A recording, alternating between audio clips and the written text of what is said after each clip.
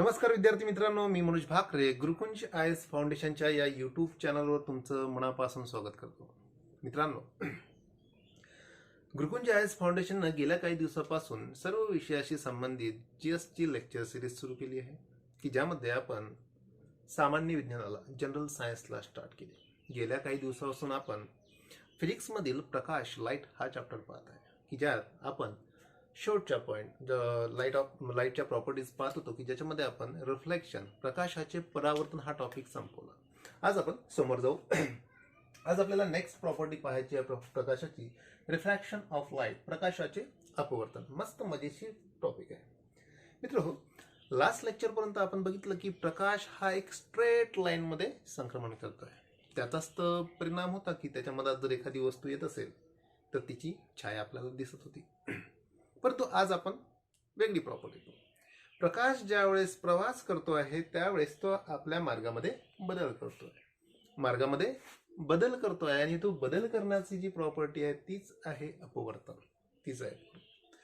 तुम्ही मित्रांनो लहानपणीपासून काही अनुभव घेतले असेल, जसे ट्विंकल ट्विंकल लिटिल स्टार, तारे लुकलुकताना दिसतात, त्याच्या मागं कोण आहे? रिफ्रॅक्शन आहे. कधी काळी तुम्ही नदीवर पोहण्याकरिता स्विमिंग करिता गेले असेल आणि वरून बघितल्यावर तुमच्या लक्षात आलं असेल की पाणी काहीतरी 3 फूट आहे. ज्यावेळेस त्याच्यामध्ये उडी मारली तर सगळं नाकातोंडात पाणी गेलं. म्हणजे त्यावेळेस आपला अंदाज चुकला. का बरं चुकला? तर त्याच्या मागं कारण आहे रिफ्रॅक्शन ऑफ लाईट. बऱ्याचशा वेळेस पाण्यात पडलेली एखादी काठी आपल्याला तिरपी दिसते, ते पण आहे रिफ्रॅक्शन ऑफ लाईट. प्रकाशाचं अपवर्तन काय आहे, कसं आहे, खूप मजेशीर आहे. मजा येईल शिकताना आणि तुम्हाला परीक्षेला अनुसरून आहे. रिफ्रॅक्शन किंवा प्रकाशाचे अपवर्तन म्हणजे काय तर बघा, साधं आहे. मी यामध्ये 2 माध्यम कन्सिडर करतो. तर एक माध्यम मानतो आहे हवा कन्सिडर करा, आणि एक माध्यम मानतो आहे काच. ज्यावेळेस प्रकाश किरण एका माध्यमातून, आता या पॉइंटला ती अपवर्तित होत आहे राईट ना. तर या पॉइंटवर तुम्हाला माहित आहे आपण रिफ्लेक्शन मध्ये बघितलं होतं, इथं नॉर्मल काढला होता रिफ्लेक्शन मध्ये लाईक दॅट. या पॉइंटला आपल्याला एक नॉर्मल काढता येते हा ना. नॉर्मल तुम्हाला माहित आहे, हा जो आडवा भाग आहे याला एकदम परपेंडिक्युलर तुम्ही ज्या पॉइंटला आपाती किरण, हा तुमचा किरण कोणचा आहे? आपाती किरण, इन्सिडेंट रे, इन्सिडेंट रे असा आला तो. इथे मी नॉर्मल काढला. या नॉर्मलला तुम्ही मराठीत म्हणता स्तंभिका. बाप्पा, खतरनाक नाव आहे. असं ओके. ही जी आपाती किरण आहे याची ओरिजिनल जर किरण बघितली तर ही अशी जायला पाहिजे होती, अशी जायला पाहिजे होती, परंतु अशी ते जात नाही. ज्यावेळेस ती एका माध्यमातून, हे दुसरं माध्यम तुम्ही ग्लास मानला आहे, एका माध्यमातून दुसऱ्या माध्यमात जाताना ते ओरिजिनल अशी जायला पाहिजे होती, पण तशी गेली नाही. तर मग कशी गेली? तर हे अशी गेली. तर मग काय झालंय, एका माध्यमातून दुसऱ्या माध्यमात जाताना हिनं आपला मार्ग बदलला. हा मार्ग बदलण्याचा जो गुणधर्म आहे त्याला तुम्ही अपवर्तन म्हणतात. साध्या भाषेत समजताय ना. प्रकाश किरण एका पारदर्शक माध्यमातून कुठं? दुसऱ्या पारदर्शक माध्यमात प्रवास करताना किंवा जाताना आपला मार्ग बदलते. हा मार्ग बदलण्याचा जो गुणधर्म आहे त्याला तुम्ही अपवर्तन म्हणता. तर इथे लक्षात घ्या, लास्ट लेक्चरला आपण पाहिलं की प्रकाशाला मार्ग बदलण्यासाठी प्रश्नच नव्हता. तो स्ट्रेट लाईन मध्ये प्रवास करत होता. तिथं कंडिशन ही होती की माध्यम एकच होतं. तो व्हॅक्यूम मधूनच सरळ जातोय, व्हॅक्यूम मधून. तो एअर मधून जातोय तर एअर मधूनच जातोय. तो ग्लास मधून जरी जात असेल तर तो ग्लास मध्ये सुद्धा स्ट्रेट लाईन मध्येच जातोय. परंतु इथे कंडिशन बदललेली आहे. 2 माध्यम येत आहे, एका माध्यमातून दुसऱ्या माध्यमात जाताना तो मार्ग बदलते आहे. याच्या मागे बेसिक साधं रिझन दिसतंय. कारण प्रकाशाचा वेग आणि व्हेरिएबल माध्यमांची वेगवेगळी डेन्सिटी, ऑप्टिक डेन्सिटी. साधी गोष्ट आहे. व्हॅक्यूम मधून येताना त्याचा वेग खूप होता, एअर मध्ये आल्यावर थोडासा कमी झाला, स्पीड कमी झाला, थोडा डायव्हर्ट झाला. एअरमधून मी मानतो की काचात गेला, काचात जाताना पुन्हा त्याचा स्पीड जो आहे पुन्हा कमी झाला, कारण काचेची डेन्सिटी एअरपेक्षा कमी आहे. मार्ग पुन्हा बदलला. काचातून तो पाण्यात गेला, पाण्यात जाताना पुन्हा मार्ग बदलला. म्हणजे साधी गोष्ट आहे, जशी डेन्सिटी वाढते आहे तसा लाईटचा वेलॉसिटी, वेग जो आहे, स्पीड जो आहे तो कमी होतोय, आणि स्पीड जो कमी झाला आहे या कारणास्तव तो आपला मार्ग थोडा थोडा बदलताना दिसतोय, आणि हे बदलणे म्हणजेच त्याचं अपवर्तन आहे. या संबंधित काही इम्पॉर्टंट बाबी, ज्या इम्पॉर्टंट बाबी आहे ह्या तुम्हाला परीक्षेलाही स्टेटमेंट संबंधित महत्वाचे आहे. हे स्टेटमेंट विचारलेले आहे जे मी तुम्हाला सांगतो आहे. जसे नंबर 1चं स्टेटमेंट, याला तुम्हाला कन्सिडर करा. लक्षात घ्या, तुम्ही फिजिक्स शिकत आहे, सायन्स शिकत आहे, आणि याच्यात फील करणं खूप इम्पॉर्टंट आहे. तुम्ही कन्सिडर करायचं ते बरोबर तुमच्या लक्षात येते. पहिली कंडिशन लक्षात घ्या हीच, हवा कसं माध्यम आहे, विरळ आहे ना, विरळ माध्यम आहे याच्या कंपॅरिझन. आणि ग्लास कसं आहे, ग्लास घन माध्यम आहे. एकमेकाच्या कंपॅरिझन मध्ये हा घन आहे तर हा विरळ आहे. तर पहिली कंडिशन हे सांगते मित्रांनो, ज्यावेळेस प्रकाश किरण हा विरळ माध्यमातून घन माध्यमात येते, विरळ माध्यमातून घन माध्यमात येते, त्यावेळेस हा आपाती किरण जो आहे, ऍक्च्युली ओरिजिनल लाईन ही होती त्याची, तर या ओरिजिनल लाईनच्या इकडे म्हणजे स्तंभिकेकडे झुकताना दिसतो. समजलं? इम्पॉर्टंट आहे. प्रकाश किरण विरळ माध्यमातून घन माध्यमात येताना स्तंभिकेकडे झुकतो. प्रकाश किरण विरळ माध्यमातून घन माध्यमात येताना कुठं, स्तंभिकेकडे झुकतो, स्तंभिकेकडे झुकतो. नंबर 1ची कंडिशन. नंबर 2ची कंडिशन, हे मी मोडतो थोडस.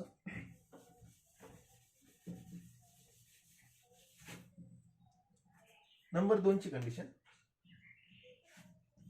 मी वरत ग्लास घेतो आहे,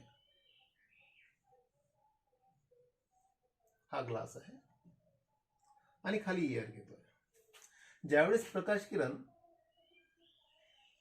आता इथं ग्लास जो आहे हा घन माध्यम आहे आणि हा विरळ माध्यम आहे. ज्यावेळेस प्रकाश किरण घन माध्यमातून विरळ माध्यमात येते, ह्याला मी एक नॉर्मल काढतो, याला एक स्तंभिका काढली, हा तुमचा नॉर्मल आहे, हा तुमचा इन्सिडेंट रे आहे. ओके, आता तुम्हाला अपवर्तित किरण काढायचं आहे, तर ऍक्च्युली ओरिजिनल लाईन याची ही असायला पाहिजे, परंतु हा असा न जाता मार्ग बदलणार आहे. तर मार्ग बदलताना हा असा मार्ग बदलतोय, मार्ग असा बदललाय. म्हणजे या केसमध्ये काय झालं, ज्यावेळेस तो घनमधून विरळ माध्यमात आला त्यावेळेस तो स्तंभिकेपासून दूर गेला, स्तंभिकेपासून दूर गेला. तर इम्पॉर्टंट आहे. दुसरी केस, जेव्हा प्रकाश किरण घन माध्यमातून विरळ माध्यमात जाते,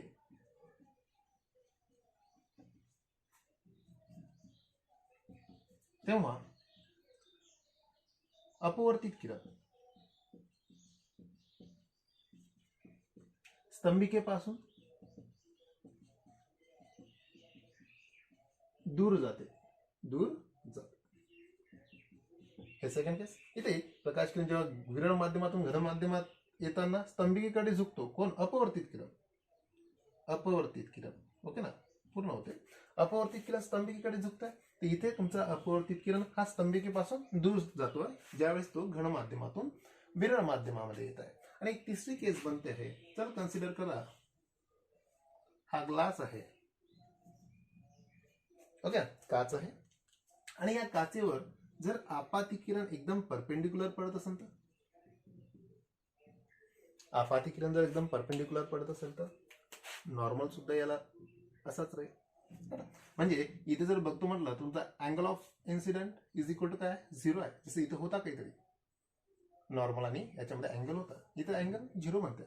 तर इथे अपवर्तित किरण इकडे जाईन तिकडे जाईन की सरळ जाईन, तर लॉजिकल बाब आहे, ज्यावेळेस प्रकाश किरण एखाद्या अपवर्तित भागावर पडतो, परपेंडिक्युलर, एक्झॅक्ट परपेंडिक्युलर, त्यावेळेस तो अविचलित समोर जातो, तो विचलित होत नाही. लक्षात घ्या, इथे हा असा सरळ जाईल, इथे हा सरळ जाईल, हा ना इकडे मोडतो ना इकडे मोडतो, तर इथं angle I is equal to 0 बनेल, angle R is equal to सुद्धा 0 बनेल.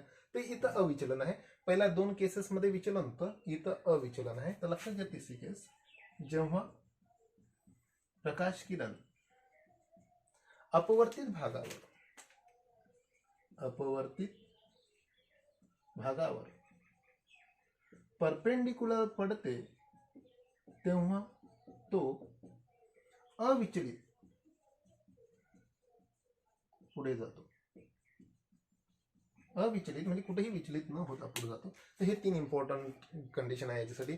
ज्यावेळेस तो विरळ माध्यमातून घन माध्यमात येत होता त्यावेळेस तो स्तंभिकेकडे झुकला. ज्यावेळेस तो घन माध्यमातून विरळ माध्यमात येत होता त्यावेळेस तो स्तंभिकेपासून दूर गेला. आणि ज्यावेळेस अपवर्तित भागावर एक्झॅक्ट परपेंडिक्युलर होता त्यावेळेस तो कुठंच विचलित झाला नाही, तर तो कसा गेला, सरळ गेला. ह्या 3 केस इम्पॉर्टंट आहे समोरच्या सगळ्या बाबी समजण्यासाठी. ओके. आणि परीक्षेच्या दृष्टिकोनातून पण हे 3 स्टेटमेंट आहे. यापैकी कोणचं रॉंग आणि कोणचं राईट क्वेश्चन येईल ते चालेल. या संबंधी आणखी एक छोटीशी बाब हे खूप मोस्ट इम्पॉर्टंट नाही आहे, परंतु 2 मिनिटात संपवत आहे. अँगल संबंधी लक्षात घ्या. 3 माध्यम, आता मी 3 माध्यम कन्सिडर करतोय. हवा आहे, हा काच आहे आणि खाली पुन्हा हवा आहे. हा तुमचा आपाती किरण आहे. ओके ना. आपाती किरण आहे. आपाती किरण जिथं आला आहे तिथं तुम्ही नॉर्मल काढला. आता इथून मी काढतो आहे, हा तुमचा अपवर्तित किरण आहे, हा तुमचा अपवर्तित किरण. लक्षात घ्या याची ओरिजिनल लाईन इथून गेली असती, परंतु विरळ माध्यमातून घन माध्यमात येताना तो स्तंभीकडे झुकलेला आहे ना. इथं आला पुन्हा, इथं मी एक नॉर्मल काढतो आहे, हा मी नॉर्मल काढला. आता इथून ही लाईन पुन्हा आता घन माध्यमातून विरळ माध्यमात येत आहे. घन माध्यमातून विरळ माध्यमात येताना तो स्तंभिकेपासून दूर जातो आहे. याची ओरिजिनल लाईन ही असते, तो असा गेला असं म्हणतो. ओके. याची ओरिजिनल लाईन काय असते, याची ओरिजिनल लाईन किंवा किरण ही असते. आणि याची ही आता ही जी आहे हे तुमची इमर्जंट अरे आहे, निर्गमित किरण आहे, राईट ना. निर्गमित किरण आहे. तर इथं लक्षात घ्या, इथं आपल्याला जवळपास 4 अँगल मिळत आहे. हा तुमचा अँगल ऑफ इन्सिडेंट, हा तुमचा अँगल ऑफ रिफ्रॅक्शन, हा तुमचा पुन्हा अँगल ऑफ इन्सिडेंट याला मी ए मानतो, आणि हा तुमचा पुन्हा अँगल ऑफ रिफ्रॅक्शन याला मी बी मानतो. म्हणून आता फरक पडतो. ते एक बाब दिसते ज्यावेळेस तुम्ही 3 माध्यमाचा विचार करता त्यावेळेस तुम्हाला एक बाब दिसेल, इथं angle of incident is equal to angle of b, हा रिफ्रॅक्शन दिसेल किंवा इमिटेड रेटचा इमिटेड अँगल मिळेल, है ना. हे दोघेही समान असेल. सेम केस, हा angle of refraction is always equal to angle of हा आपाती इन्सिडेंट, है ना, याच्या बरोबर असेल. तर ही एक केस मिळते ज्यावेळेस तुम्ही याला 3 माध्यमात माता. तर आपल्याला राज्यसेवेला किंवा एमपीएससीला हे इम्पॉर्टंट टॉपिक नाही आहे, पण ठीक आहे, एक कन्सेप्ट म्हणून. आणखी एक गोष्ट लक्षात घ्या, इथला जो हा इमिडिएट रे आहे आणि ओरिजिनल जो आपाती किरण होती जो विरळ माध्यमातून येत होती त्याला जर तुम्ही आभासी समोर सरकवलं तर हे दोघं जण जे दिसतात ते दोघं जण पॅरलल असतात. हे दोघं जण काय असतात, पॅरलल असतात. तर ठीक आहे. So important part, laws of refraction, अपवर्तनाचे नियम इम्पॉर्टंट आहे. परीक्षेत तुम्हाला परावर्तनाचे नियम विचारलेले आहे आणि मी परावर्तनाचे नियम तुम्हाला शिकवले सुद्धा. परावर्तनाचे नियम तुम्ही पाहिले, इन शॉर्ट लक्षात घ्या, पुन्हा आठवा. हा तुमचा परावर्तित भाग होता मिरर, हा तुमचा आपाती किरण होता, इथं तुम्ही नॉर्मल काढला होता, आणि हा तुमचा परावर्तित किरण होता. हा तुमचा अँगल ऑफ इन्सिडेंट आणि हा तुमचा अँगल ऑफ रिफ्रॅक्शन. आठवा मागचं लेक्चर, हा तुमचा नॉर्मल होता. याच्यामध्ये तुम्ही पहिला नियम असा पाहिला होता, आठवते का? पहिला नियम काय होता? पहिला नियम हे रिफ्रॅक्शनचा नियम आहे. हे आपण रिफ्रॅक्शन पाहतो, हे रिफ्लेक्शनचा आहे, बघा ना. परावर्तनाचा पहिला नियम सांगत होता ही तिघे जण एकाच प्रतलात होते, आठवते का? तिघे जण एकाच प्रतलात होते. आणि सेकंड नियम सांगत होता angle i is always equal to angle r. हे 2 नियम सांगत होते. तसंच same angle of law of refraction, अपवर्तनाचे नियम काय सांगते आहे, तर पहिला नियम तोच आहे. त्यावेळेस तुम्ही तीच बाब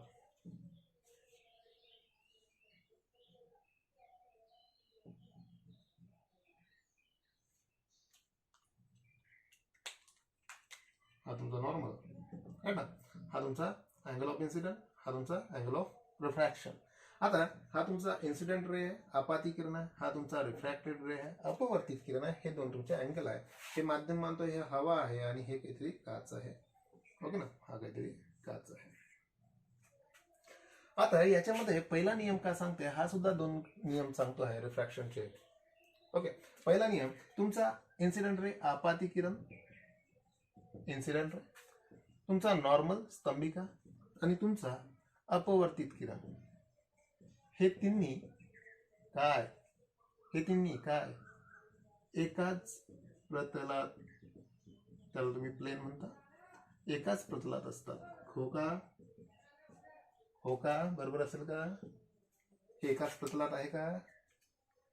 आहे रे, हे एकाच प्रतलात आहे. लास्ट लेक्चरमध्ये मी तुम्हाला सांगितलं होतं की ज्यावेळेस एखादा कोणाचीही रेस किंवा कोणताही अँगल किंवा कोणतीही जे आपण अशी डायग्राम जे बनते आहे, याला जर आपण काढून जर एखाद्या प्लेनवर घेऊ शकत असेल तर ते एका प्लेनमध्ये आहे. म्हणजे लास्ट लेक्चरमध्ये तुम्हाला म्हटलं होतं की हे 5 रे आहे. हे 5ही रे जर मी या साईडने जर पाहिलं तर मी एकच समजू शकतो की मला एकच दिसते ते. हो, किंवा मी याला काढून एखाद्या पुस्तकावर असं ठेवू शकतो का? तो ठेवू शकतो. हे 5ही रे एकमेकाला काय आहे, एका प्लेनमध्ये आहे. पण असा जर एखादा अँगल जात असेल तर हा एका प्लेनमध्ये आहे का? नाही. याला मी एखाद्या प्लेनवर घेऊ शकतो का? नाही घेऊ शकत. लक्षात घ्या, याला मी एखाद्या प्लेनवर नाही घेऊ शकत. हे एका प्लेनमध्ये नाही आहे. सेम केस इथं जे हे बनता आहे, हा तुमचा आपाती किरण आहे, राईट ना. हा तुमचा अपवर्तित किरण आहे, हा तुमचा अपवर्तित किरण आहे आणि हा तुमचा नॉर्मल आहे, हा तुमचा नॉर्मल. आता हा तुमच्या या साईडनं पाहिलं तुम्हाला एका प्लेनमध्ये लक्षात नसेल तर याला असं पहा, हा सगळं एक लाईन दिसते का? एक लाईन आहे. आणि याला मी असंच्या असं पुस्तकावर ठेवू शकतो का? ठेवू शकतो.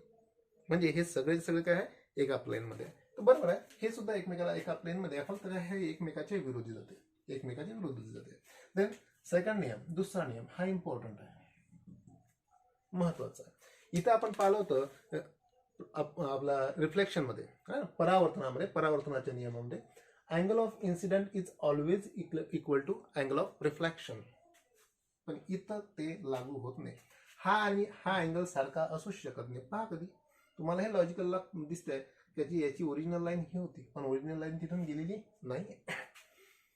हे दोन अँगल सारखे असू शकत नाही. तर मग इथे थोडा अभ्यास केल्यानंतर असं जाणवलं, दुसरा नियम लक्षात घ्या, असं म्हणतं, एकाच समान जोडीच्या, म्हणजे ही एक समान जोडी आहे, हवा आणि काच जोडी, समजते ना, हवा काच कन्सिडर करा. घेऊ शकता हवा पाणी घेऊ शकता, हवा डायमंड घेऊ शकता, व्हॅक्यूम डायमंड घेऊ शकता, व्हॅक्यूम काच घेऊ शकता, एक जोडी पण एक समान. ओके, एकाच समान जोडीच्या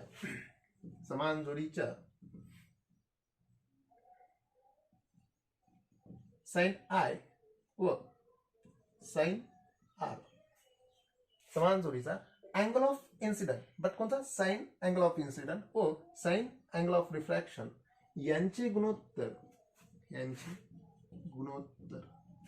नेहमी स्थिर असते. समजते का रे? एकाच समान जोडीचा साइन आय व साइन आर यांचे गुणोत्तर म्हणतो, यांचा रेशो जो आहे हा नेहमी स्थिर असतो. यालाच तुम्ही स्नेल्स लॉ सुद्धा म्हणता, स्नेलचा नियम म्हणतात. यालाच तुम्ही काय म्हणताय, स्नेलचा नियम म्हणता. एकाच समान जोडीसाठी, ही एक समान जोडी आहे. अरे ही एक समान जोडीसाठी जर तुमचा यातला साइन आय आणि साइन आर जर हे व्हेरिएबल जरी घेतले, तरी त्याचा रेशो जो यायला पाहिजे तो नेहमी कॉन्स्टंट यायला पाहिजे. म्हणजे sine I upon sine R is always constant. हा का तो नेहमी स्थिर असतो. आता तुम्हाला थोडासा प्रश्न पडेल की बस ठीक आहे सर, तुम्ही हा साइन आय कन्सिडर काढू शकता किंवा तुम्हाला दिसू शकते, मोजू शकता, कारण हा तुमचा प्रकाश किरण आहे, हा नॉर्मल आहे. आता प्रकाश किरण नॉर्मलला किती अँगल मध्ये आहे तुम्ही मोजू शकता. सर हा कसा काढायचा? हो, तर हा सुद्धा स्नेलचा नियम सांगता काढता येऊ शकते. जसा व्ही, चला यार हवा बदला, भागेला साइन थिटा मानतोय, हा जो काही असेल आय घेऊन घेतो, sine is equal to V काच अपॉन साइन आर. आता प्रकाशाचा वेग तुम्हाला हवेतील मिळाला, व्ही प्रकाशाचा वेग दाखवतो. प्रकाशाचा वेग हवेतील माहित आहे. हा साइन आहे तुम्हाला दिसतोय किती आहे, काढू शकता ना तुम्ही. याच्यात अँगल किती आहे नॉर्मल आणि आपाती इन्सिडेंट वेळमध्ये. काचेमध्ये प्रकाशाचा वेग माहित आहे, म्हणजे या तिन्ही व्हॅल्यू जर माहित असेल तर साइन आर काढता येते ना. आणि साइन आर जर काढता आला तर sine I upon sine R काढता येते. Sine I upon sine R. आता याच्यामध्ये अँगल काही असो, कितीही बदलत असो, तरीही यांचं जे गुणोत्तर राहते साइन आय अपॉन साइन आरचं, हे नेहमी कॉन्स्टंट असते. हे नेहमी कॉन्स्टंट असते. अलग लक्षात नसणार. आता पुन्हा सांगतोय बघ ना, जाऊ दे. आता साध्या भाषेत सांगतो.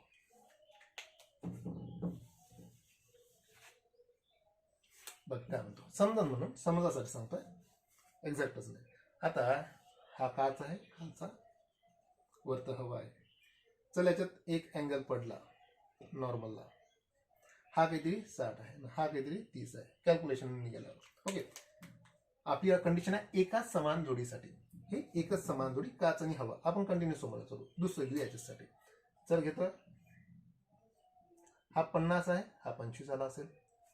तिसरी केस घेतो, हा पडला, हा कधी 80 आहे तर हा रिफ्रॅक्टेड होऊन हा सुद्धा पडेल, हा 40 झाला. आता या तिन्ही केसमध्ये ज्यावेळेस आपण एकच माध्यमाची जोडी घेतली तर यांचं जर गुणोत्तर काढलं तुम्ही sine I upon sine R consider करा. फक्त समजण्यासाठी तुम्हाला सांगतोय.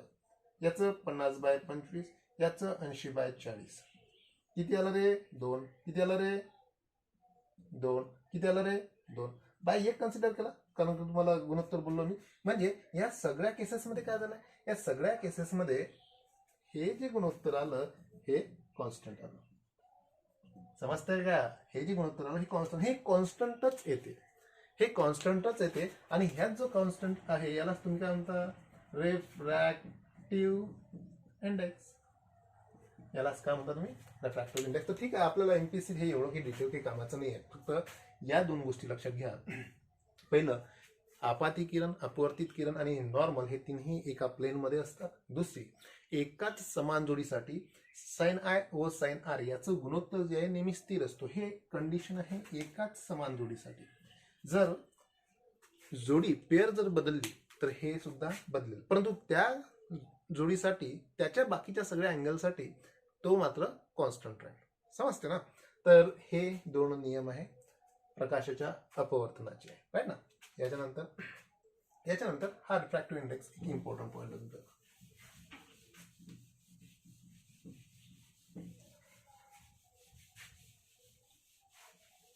यावर काय प्रश्न आले आहे एमपीसीनं, कसे टाकलेले आहे एमपीसीनं, युपीएससीनं किंवा मग बाकीच्याही रेल्वेनं, किंवा भविष्यात अपेक्षित कोणते क्वेश्चन आहे, तर हे पूर्ण चॅप्टर संपल्यानंतर मी त्याचा एक सेपरेट व्हिडिओ बनवणारच. कसे कसे क्वेश्चन येऊन गेलेले आहेत. आणि एक लक्षात घ्या, मी जे काही सांगतोय हे सगळं परीक्षेला अनुसरून आहे, किंवा मग खूप डेप्थमध्ये सांगता तर याचं लोड घेऊ नका. कारण तुमच्या राज्यसेवेला प्रिलिम आणि मेन्सचा तुम्ही जर पेपर पाहिला तर तुम्हाला लक्षात येईल की किती डेप्थ आता पेपर जात आहे ना. त्यामुळे तुम्हाला टोटल एनसीईआरटी एक चांगला कन्सेप्ट माहीत असलाच पाहिजे. रिफ्रॅक्टिव्ह इंडेक्स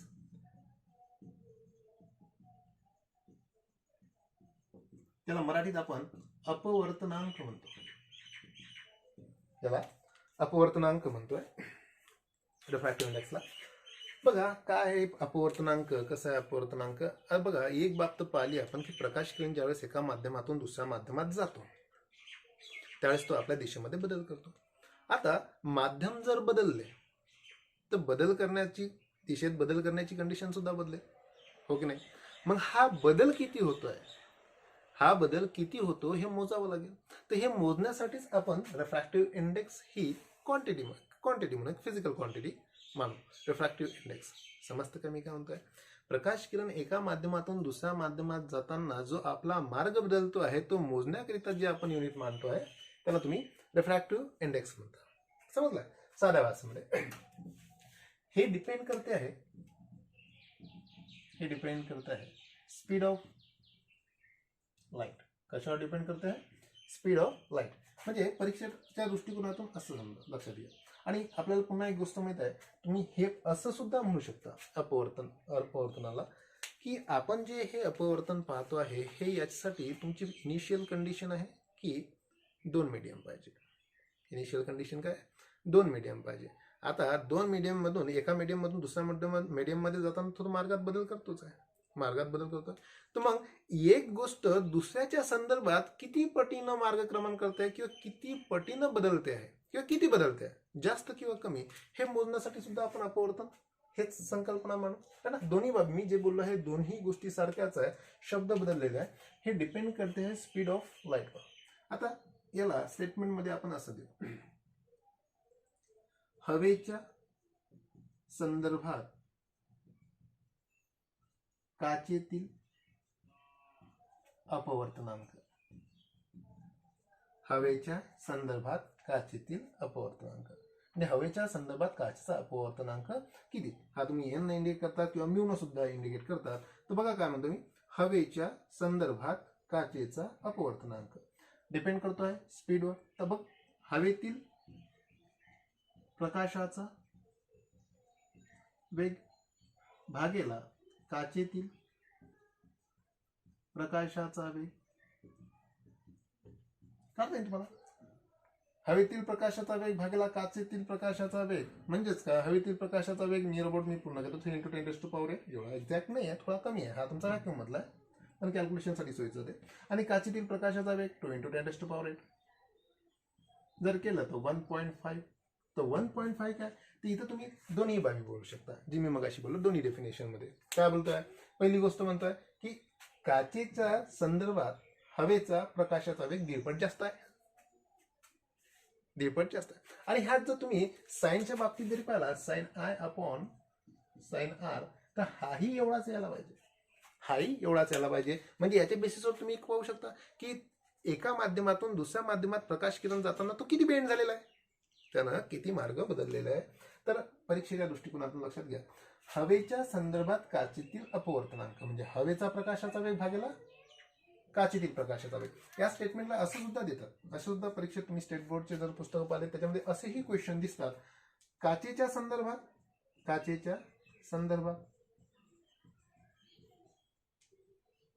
प्रकाशाचा, काचेच्या संदर्भात हवेतील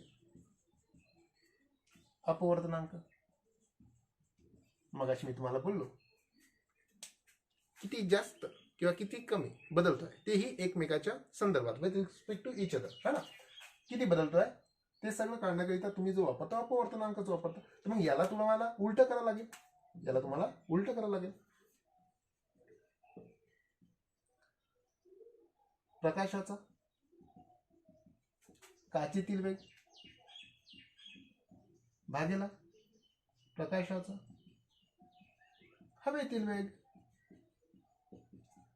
इम्पॉर्टंट हे आहे की कोणाच्या संदर्भात विचारताय, ज्याच्या संदर्भात विचारलाय त्याला वरती घ्यायचं आहे, ज्याचं कळायचं त्याला खाली घ्यायचं आहे. तर याच्यावरही प्रॉब्लेम येईल नाही येईल काही गॅरंटी नाही आहे, परंतु एक साधा सरळ संकल्पना होती. अपवर्तनांक काय आहे, तर अपवर्तनांक साधं सरळ बोललो आहे की प्रकाश किरण ज्यावेळेस एका माध्यमातून दुसऱ्या माध्यमात जाताना तो किती बेंड झालेला आहे हे दर्शवण्याचं माध्यम आहे अपवर्तनांक किंवा रिफ्रॅक्टिव्ह इंडेक्स. तर तुम्हाला हे लक्षात आलं असेल, पण मी जे सांगतोय ते तुम्ही पाठ करून ठेवा. आपल्याला परीक्षेमध्ये MCQ साठी हिऱ्याचा अपवर्तनांक विचारलेला आहे, MPSC हिऱ्याचा अपवर्तनांक विचारलेला आहे. आणि स्टेट बोर्ड मध्ये जर बघितलं तर तुम्हाला एक पुन्हा टेबल दिसते, तो टेबल पाठ करा. इन केस इन फ्युचर तुम्हाला पेरिंग साठी ती बाबी अपवर्तनांक बघा. व्हॅक्यूमच्या संदर्भात अपवर्तनांक, याला तुम्ही ऍब्सोल्यूट अपवर्तनांक मानता, जे तुम्ही व्हॅक्यूमला कन्सिडर करून काढताय. तर व्हॅक्यूमच्या संदर्भात काढतोय, जे काही देतो हे सगळेजण व्हॅक्यूमच्या संदर्भात. मग अशी जे आपण काढलं तो हवेच्या संदर्भात काचेचं काढला. आता मी तुम्हाला जे काही लिहून देतोय याला सगळा जो संदर्भ मानलेला तो व्हॅक्यूम मानलेला निर्वात पोकळी.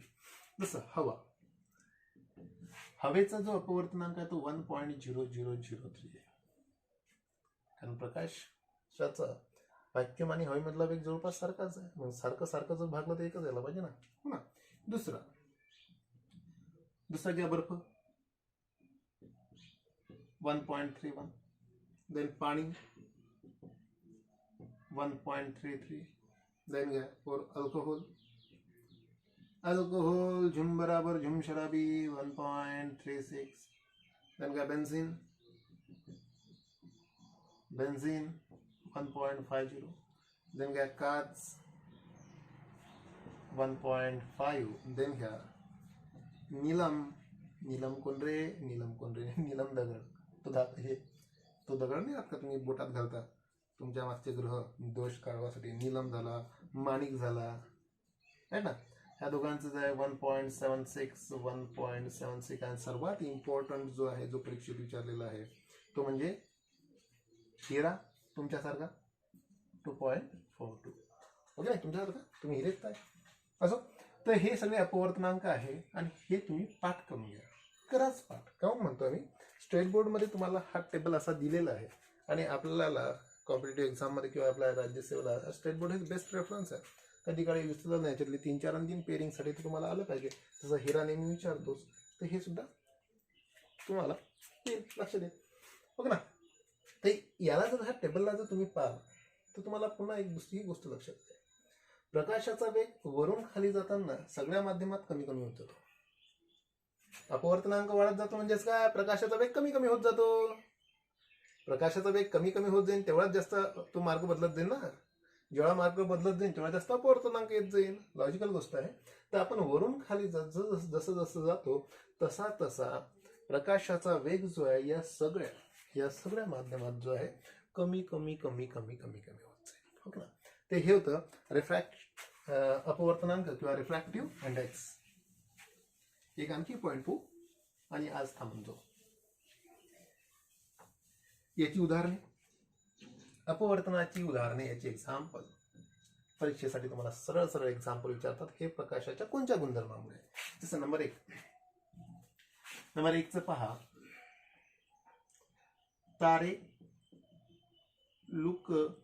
लुकताना दिसतात.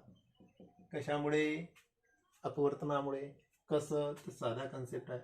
हा तारा आहे आणि हे तुम्ही आहात. डोळे काढून त्याला पाहून राहिले. ओके.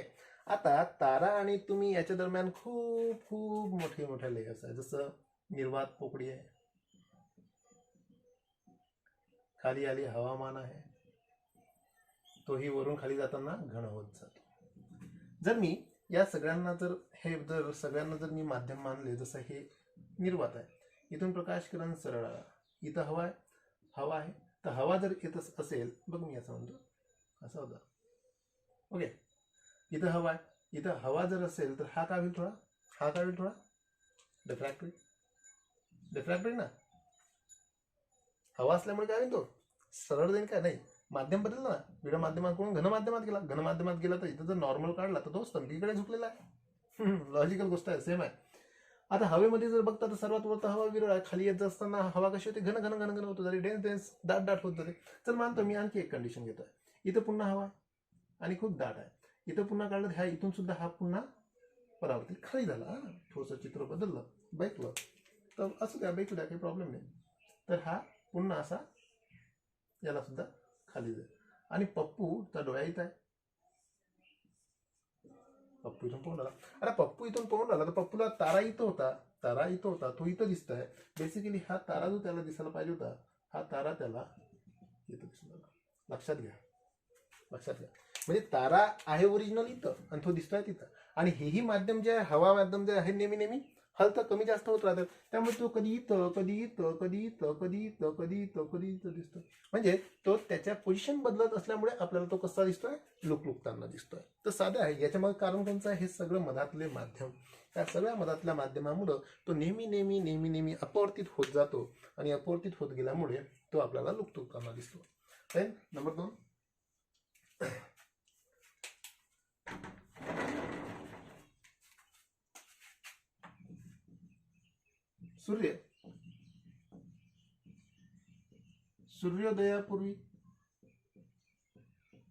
सूर्योदयापूर्वी 2 मिनिटे व सूर्यास्तानंतर 2 मिनिटे दिसतो. म्हणजे वरतं याच्या आधी पहिले 2 मिनिटं आधी दिसतो, डुबल्यावर 2 मिनिटं दिसते. म्हणजे एकूण किती, 4 मिनिटं जास्त दिसते सूर्य आपल्याला. कोण रे? तर ही साधी लॉजिक गोष्ट आहे.